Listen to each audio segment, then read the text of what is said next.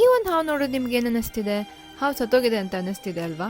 ನೀವಷ್ಟೇ ಅಲ್ಲ, ನಾನು ಕೂಡ ಯಾವ ಸತ್ತೋಗಿದೆ ಅಂತಾನೆ ಅನ್ಕೊಂಡಿದ್ದೆ. ಬಟ್ ಹಾವೇನೋ ಉಸಿರಾಡ್ತಾ ಇರ್ಲಿಲ್ಲ, ಆದ್ರೆ ಅದ್ರ ಹಾರ್ಟ್ ಬೀಟ್ ಮಾತ್ರ ನಿಧಾನಕ್ಕೆ ಲಬ್ ಡಬ್ ಅಂತ ಇತ್ತು. ಇವಾಗ ಈ ಹಾವು ಬದುಕಿದ್ಯಾ ಅಂತ ಸತ್ತಿದ್ಯಾ ತಿಳ್ಕೊಳ್ಳೋದಕ್ಕೆ ಪೂರ್ತಿ ವಿಡಿಯೋ ನೋಡಿ. ಇವತ್ತು ಈ ಸಿಚುವೇಶನ್ ಅಲ್ಲಿರೋ ಹಾವನ್ನ ರೆಸ್ಕ್ಯೂ ಮಾಡಕ್ಕೆ ಸ್ನೇಕ್ ಪವನ್ ಅವರು ನಮ್ಮೂರಿಗೆ ಬಂದಿದ್ರು. ಆದ್ರೆ ಅವ್ರು ಬರುವಷ್ಟರೊಳಗಡೆ ಹಾವು ಉಸಿರಾಟನ ನಿಲ್ಸಿತ್ತು. ಈ ಹಾವಿಗೆ ಇಷ್ಟೊಂದು ಇಂಜುರಿ ಹೇಗಾಯ್ತು ಅಂತಾನು ನೀವು ಯೋಚಿಸ್ತಾ ಇರಬಹುದು. ಸುಮಾರು 15 ದಿನ ಹಿಂದೆ ಈ ಹಾವು ಬಲೆ ಒಳಗ್ ಸಿಕ್ಕಾಕೊಳ್ಳುತ್ತೆ.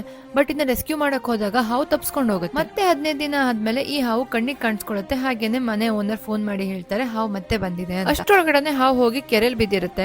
15 ದಿನದಿಂದ ಊಟ ಇಲ್ಲ, ಹಾಗೇನೆ ಬಲೆಯಿಂದ ಆಗಿರೋ ಗಾಯ. ಸೊ ಹಾವಿಗೆ ಸ್ವಿಮ್ ಕೂಡ ಮಾಡಕ್ ಆಗದೇನೆ ನೀರ್ ಕುಡ್ದು ಅನ್ಕಾನ್ಶಿಯಸ್ ಆಗಿರುತ್ತೆ ಅಂಡ್ ಉಸಿರಾಟನ ಕೂಡ ನಿಲ್ಸಿರುತ್ತೆ. ಅಲ್ಲಿರೋ ಪ್ರತಿಯೊಬ್ರು ಹೇಳ್ತಾರೆ ಈ ಹಾವು ಸತ್ತೋಗಿದೆ, ಇದನ್ನ ಏನು ಮಾಡಕ್ ಆಗಲ್ಲ ಅಂತ. ಆದ್ರೆ ಸ್ನೇಕ್ ಪವನ್ ಅವರು ಇಲ್ಲ, ನಾನು ಈ ಹಾವು ಬದುಕಿಸ್ತೀನಿ, ಈ ತರದ್ ಎಷ್ಟು ಹಾವು ಬದುಕಿಸಿದೀನಿ ಅಂತ ಹೇಳ್ದವ್ರೆ.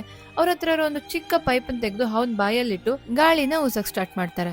1 ನಿಮಿಷ ಅಲ್ಲ, 2 ನಿಮಿಷ ಅಲ್ಲ, ಮೋರ್ ದೆನ್ 20 ಮಿನಿಟ್ಸ್ ಅವರು ಕಂಟಿನ್ಯೂಸ್ ಆಗಿ ಹಾವಿಗೆ ಗಾಳಿನ ಕೊಡ್ತಾರೆ. ನೋಡ್ತಾ ನೋಡ್ತಾ ನಿಧಾನಕ್ಕೆ ಹಾವಿನ ಉಸಿರಾಟ ಮತ್ತೆ ಆಕ್ಟಿವೇಟ್ ಆಗುತ್ತೆ. ಹಾವಿನ ಬಾಡಿಯಲ್ಲಿ ಮೂವ್ಮೆಂಟ್ ಕಾಣಿಸ್ಕೊಳ್ಳುತ್ತೆ.